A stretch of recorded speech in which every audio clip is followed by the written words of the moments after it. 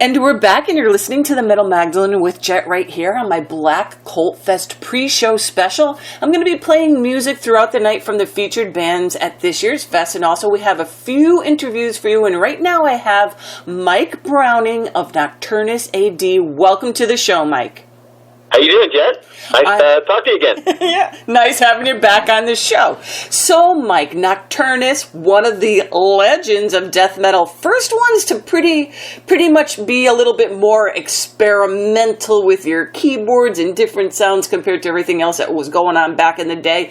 Tell us a little bit of the history behind the band from the early days and then when you reformed again. Well, I'll sit here and have a beer. You got about an hour?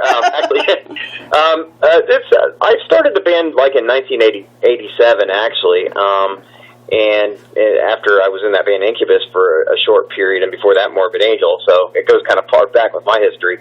But we started the band in 87. It was me, and actually at the time, the first couple weeks was just me and a bass player, Richard Bateman. It was kind of cool. And he had just left Agent Steel. He was on tour with them, and he got kind of like had some kind of problem with them and left the tour, you know. And he came back to his parents' house because he lives here in Tampa. So we started a band together. It was kind of cool. And then we actually got Vincent Crowley on guitar, and because he was playing guitar back then, and we were actually a three-piece for a little while. And then we got Gino and did a demo. With you know, we got him, and just a couple of weeks after that, we did a demo. And after that, Richard actually was offered the job for Nasty Savage, and they were like doing big festivals in Poland and stuff like that, you know. And they needed some. Their bass player messed up his hand really bad in an accident, and they needed somebody like right away, you know. And it was a big gig for him, you know. So Richard left for Nasty Savage, and so, you know, the band kind of just fell apart, and that's when Vince left too, and he moved out of Florida actually, and I was left with me and Gino, and he had a cousin named Mike Davis, so we got Mike in the band as a second guitar player, and then Mike knew a guy named Jeff Estes, who was a bass player. They all went to school together, so they all got in the band. And we started writing some new songs with all these new people, you know. And then we were going to do a demo, and like right before that, I kind of wanted some really weird intros for the songs. And so, you know, they said, oh yeah, this other guy that we went to high school with plays keyboards, you know, and he does all these, he's got a really cool synth, and he makes all these weird sounds with it. So I was like, cool, you know, have him make a couple things, you know. So he did.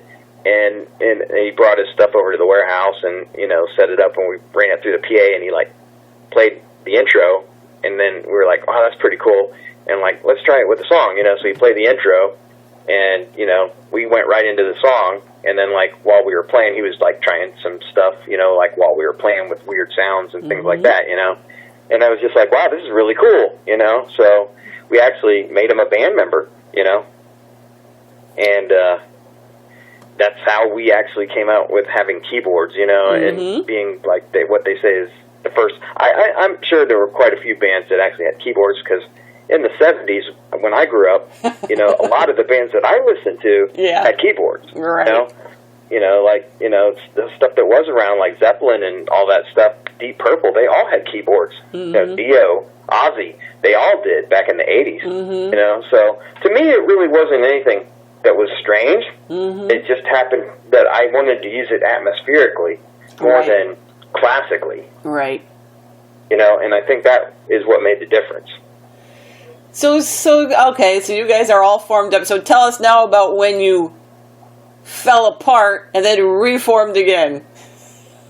Oh, yeah, well, you know, what actually ended up happening is, well, after we put out a second demo with the keyboards, we got signed to Earache Records and put out the key. And then after that, we did some touring. You know, we toured Bolt Thrower, and we did the Grind Crusher tour with Napalm Death and Godflesh. So it was really good, you know.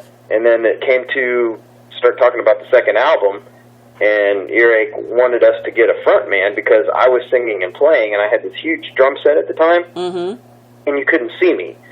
And people were saying that, the guitar players didn't move around, the bass player didn't move around too much, and I was behind this big drum set, so visually, we weren't very appealing to a live audience. Right. So they were saying, you need to get a front man, and or you need to stop playing drums and go out there and sing, and I'm like, well, I don't really want to be a singer, I'm the singer, but I don't want to be a singer, So I kind of was like, I don't want to do that, I'd rather play drums, and I really didn't want to change anything, but the record company was kind of pushing it and saying, if you don't do this, if you keep going, with the way you are, we're not going to put as much money into the second record. We're not going to give you a video. We're not going to do this and that, Right. But you listen to us, and then we'll do all this stuff, So at the time, we were under contract, of course, so we had to make a decision, and that's what happened, But, we put out we got a singer and put out a second album, and it kind of it was a good album, but it wasn't what was the first one. You know what I mean? It changed too much, I think. And, it stood for what it is. It's a good album, but it wasn't a continuation of the first album at all, And that's what I think people wanted, So when I reformed with Nocturnus A.D., that was the whole point, was to start right where that left off, and, skip over kind of like everything else. When it comes to that, I mean, obviously, I've done other things, but when it comes to that, I wanted to continue with the Key story, and I never got a chance to, because that would have been, I think it would have done even better than the Key if we would have stayed on the same track, but, who am I to, it's only my band, Well, that's kind of cool that you're saying that, because now of course, we haven't mentioned it yet, but you had mentioned earlier that you guys are writing some music. And so now, when you're saying it kind of picks up where you left off, where you wanted to continue the first time, when you had to add the singer and then whatever. So it's going to sound more or less kind of like some of the old Nocturnus then? The new stuff? Yes. Oh yeah, for sure. I mean, there's always going to be the mix of what we've always done, like all the After Death stuff. I mean, it's going to have some influences of the other stuff you've learned since then. But it was really kind of hard. I mean, when we did After Death, and we did Nocturnus songs, After Death was tuned to D, and Nocturnus was tuned to E flat. So when we played the Nocturnus songs in After Death, they sounded a little different because they were a half step down. Right. Maybe a little heavier, but different. They weren't, and it always just kind of bugged me to a point where I was like, something just doesn't sound right, And that was what it was. So I said, when I decided to take After Death and put it on hold for a little while to try and see what would happen with Nocturnus A.D., people were saying, hey, we'll bring you over here to do this, but, you need to have that name, And I was like, with what happened with the trademark thing, because that, a lot of people know about that, but for those that don't, the keyboard player that I brought into the band, trademarked my name that I came up with in 1987. He trademarked it in 1992 and stole the band from me, basically. So, that's what happened, and that's why I kind of, was out of the picture for so long. And I was just like, when they tried a reunion back in 1999 and 2000, I wouldn't do it. I said, forget that, I mean, I don't, it wasn't about the money situation. It was about the fact of what was done to me. Right, right. So I kind of was just like, look, I'm just going to do my own situation with it. I saw Ghost, had to put the BC. Right. And now it's just like, and it worked for them. And when I saw that is what you need to do, and that's the only thing I possibly could do at this point, so I just went with that, and it seemed to work, But the good thing is it also distinguishes it as it's not Nocturnus either. Right. It's a continuation of what I did in Nocturnus at that time, but it's not Nocturnus, Right. So that's the one thing I can say about adding the AD. It's like and After Death, it's kind of like a resurrection, Yeah. what After Death means. So the Nocturnus AD kind of makes sense on its own. It's like a resurrection of Nocturnus. Absolutely. It's not the old Nocturnus. So who's in the band now? Right now, Damien Heptel, guitar player, and he's been in Brutality and Contorted and Destined to Ruin, a bunch of bands, and Belial's our other guitar player. He's been in Lethal Prayer, and he actually sang on the tour with Incantation. He's done quite a few things too. He's got some other bands too, Imbroglia, stuff like that.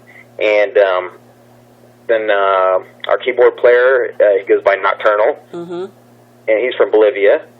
And we have our bass player, Daniel Tucker, who was actually on the first Obituary record. Oh, cool. So, yeah, he was their, basically their first bass player. But I think they had a guy, like, before them when they were Executioner, but I think when they became Obituary, he was their bass player and played on the first album. Nice. So, yeah, he's a great bass player, so everything's, really working out pretty good right now. So, when you guys reformed as Nocturnus A.D., was the Maryland Death Fest the first show you did, or did you do other stuff? You know what? I think we did one other small thing before that locally, if I'm correct. But it was either the first or second thing. Yeah, and it was pretty new, so it was kind of like we were still kind of debuting it. Right. So what were fan reactions after all this stuff that went on with Nocturnus, and then now here you are, especially playing a big fest like Maryland Death Fest as Nocturnus A.D. with some different members? I mean, it didn't seem like anybody cared. It seemed like they were pretty damn happy to me. But what did you see as far as fan reactions or when you played? Yeah, I mean, it was really good. I mean, we did some stuff as After Death, but and the funny thing is, it's the same people. Yeah. Yeah. But I don't know, changing the tuning, using the name, that kind of stuff makes a difference to some people, I guess, even though it's the same people doing the same songs. But something changed, though. It was really strange, when I did do that, and it was, I believe it was like 3 years ago now in October, and it just something clicked into place when that happened, though. It was more than just I use a name and now people are, okay, cool, it's back. But something else actually changed, it seemed like. Because it's the same members. Yep. But we sound different under that name for some reason. I don't know what it is, but it is strange. But it is kind of different. Well, it's kind of cool, like you said. At first it was having to have a new name because of all your legal schmiegel stuff. But then it kind of became a little more symbolic and everything, So it kind of worked out in the end for you, I think, better than if you just went on with Nocturnus anyways. So, Mike, October 7th, you and Damien and the boys heading down to Miami for the Black Kvlt Festival. Now, you're going to be playing some of the new music there? Yeah, we've been playing this one new song, so we'll definitely play that again. And we're kind of playing it to different people to see what the reactions are. Because with the After Death stuff, it wasn't Nocturnus, and it wasn't supposed to be. Right. That was the thing. I really wanted to set it apart from what I did in Nocturnus. The songs were more like occult stuff, and it wasn't anything to do with the story of the key or anything like that. So it had its own little thing that was going on, and with the Nocturnus, I wanted to be able to bring it back to that again, So that'll be fun for you guys. Now, do you know how long your sets are going to be? We're playing 40 minutes. Okay, nice. So you're going to be playing towards the end of the night, of course. I think you go on before Inquisition, right? I think there's one other band after us, and then Inquisition. Okay, so we're third from last. All right, so it's a really good spot, I think. Oh, yeah. The thing is, sometimes when you play right before the bigger band, the headlining band, you're still pulling your stuff down, and people are talking to you, and a lot of times I want to see that band play too. Right. And it's you're loading stuff up, stuff, and they're playing, and you're missing it all. Right. So it's kind of neat sometimes if you have a band in between here and there, to where you have some time to kind of chill out for a few minutes, right, and just stand there and watch another band play. Absolutely. And it's going to be at Churchill's Pub, so it's in kind of a smaller atmosphere, and it's perfect for a show like this with bands like, yourself and, Inquisition and Medusa and Koroide, a lot of these other bands. It's a nice little atmosphere a lot of people there. Sometimes when it's so big and you can't see the people and they're afraid to come up front by the stage and everything. So it sounds like a really good time. So Mike, what's the best site that people could go to find out more about Nocturnus A.D? Would it be like your Facebook page? Is that where you put all your information out on?